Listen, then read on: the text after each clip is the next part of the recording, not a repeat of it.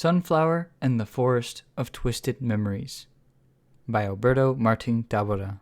Chapter 1. All I had left to remember was gone. All I could remember was the storm at night, the smell of the crashing waves, the darkness. I might be the first to feel what it was like to feel my memories as if they were grains of sand. Many hands reached out, grabbed that sand, and pulled handfuls and handfuls away. I know enough to know that amnesia really sucks. But why did my memories feel physical? How did I know they were memories? These are questions I didn't get to for days after what I could only assume was an accident at sea.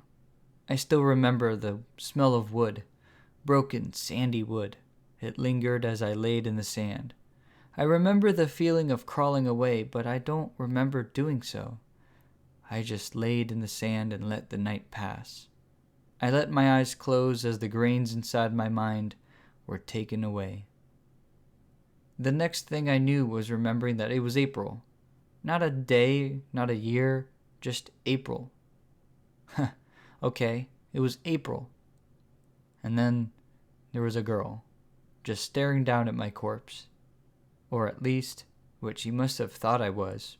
She was strange, looked weird. She had frizzy hair like she's never heard of a brush before. She had big puppy eyes and a face of pure wonder looking down at me like I landed from Mars. It took me some time to get my eyes to fully wake up. Something smelled weird. Was it me? Was it this girl? Did I defecate myself? Did the girl? As she saw my eyes open, she lifted me up and laid my head on her shoulder. Yeah, that smell wasn't me. She was just kneeling there in the sand. She looked at me, cradling me like I was a child. "Oh good, about time," she said softly. "I thought you were a dead boy." As her voice rang in my head, a massive headache caught up to me. I felt my palm slam to my forehead, causing the pain to swell. "Ugh!" I groaned. I tried to open my eyes again. This girl was caressing my leg, touching me like I was just some lost and scared dog she found. I rolled off of her lap. "Where are you going?" the girl asked. I need to... I couldn't even think about how to put a sentence together. I got up and saw the wood in the sand, and then the last grains in my head fell away. The wood had something to do with why I was there, but it held no meaning to me. "Are you hurt? Do you need help?" The girl came up behind me and put her hands on my shoulders. "Come on, let me take you home." I don't need help. I'm fine," I struggled to respond. The girl wasn't buying it. "Boo," she said as she kicked the back of my legs forward and let me fall into her arm. She picked me up with the most unexpected strength and might and began carrying me off. I was too weak to struggle away while being kidnapped. I would have slapped her and ran off, but I didn't have anything left in me anymore. I felt like I was on the verge of a coma, or death. At the end of the beach, the girl carried me up some stairs and eventually set me down on a concrete path. "Sorry," the girl breathed heavily. I'm not used to carrying random boys off the beach." "Clearly," I weakly replied. I gathered enough strength to get back up and start to walk. As I began to tumble forward, the girl caught me and helped me walk along. "You must have found yourself in a pickle, huh? Your little boat looked wrecked," the girl told me. Boat? I didn't remember any boat.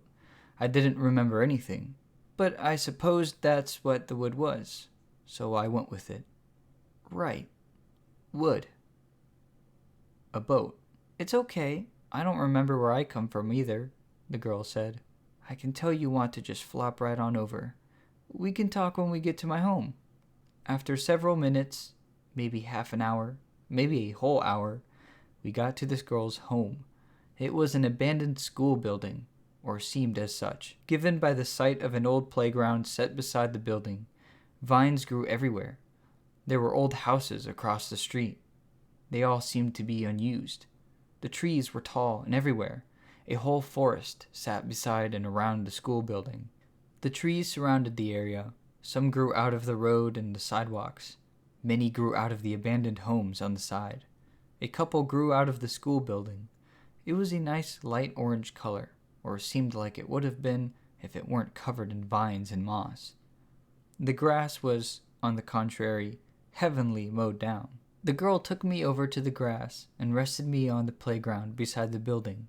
It was a singular structure with an elevated metal surface held up by red pillars and yellow handrails. There was a large noticeable blue slide and a large triangular blue roof over the structure. Little metal stairs came down from the elevated platform onto a lower one. The red pillars around the lower platform held up yellow monkey bars. The girl set me down on the blue slide. She went over to the stairs and ran up to the higher platform. She sat on the top of the slide and brought her legs down to meet my shoulders. She wiggled her feet under my arms and hooked them onto my armpits.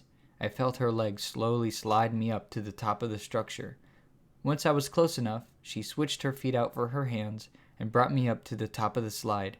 She dragged me to the other side of the platform, which had a short yellow wall. The yellow wall had a design etched into it, some bees and little flight paths showing the movement of those bees.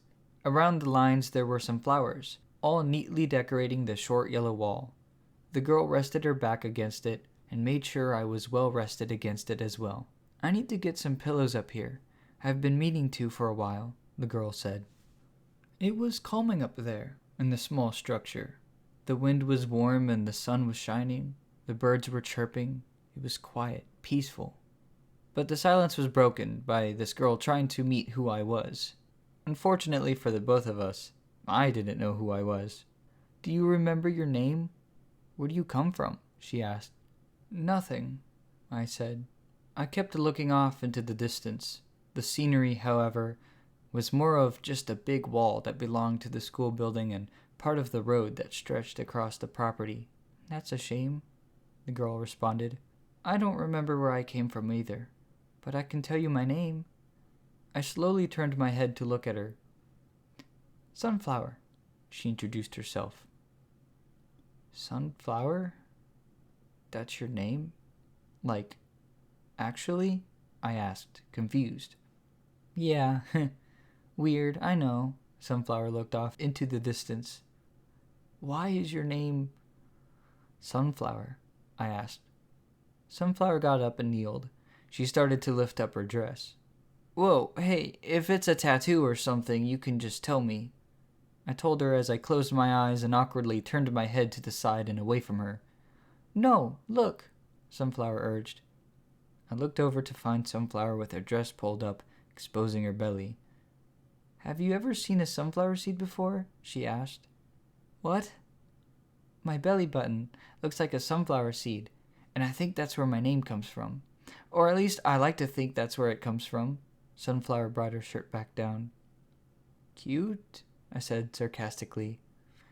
I was feeling exhausted and just went back to staring off into the distance. "What would you like to be called?" Sunflower slid back to having her back against the wall. "I don't know. I don't care." I closed my eyes. "How about Twig?" Sunflower poked my shoulder. "I'll take whatever. I don't know my real name," I told her. Twig? That was it? Really? And she came up with that right on the spot. But I still didn't care. I was fine with being called Twig. Was I skinny enough? Was that a joke that I just accepted without realizing it was a joke? "Are you hungry?" Sunflower asked me. I must have looked at her with the most pitiful look on my face because it alarmed her to the point that she sat me up better and put her arm around my shoulder. "I have things at my hut for you to eat.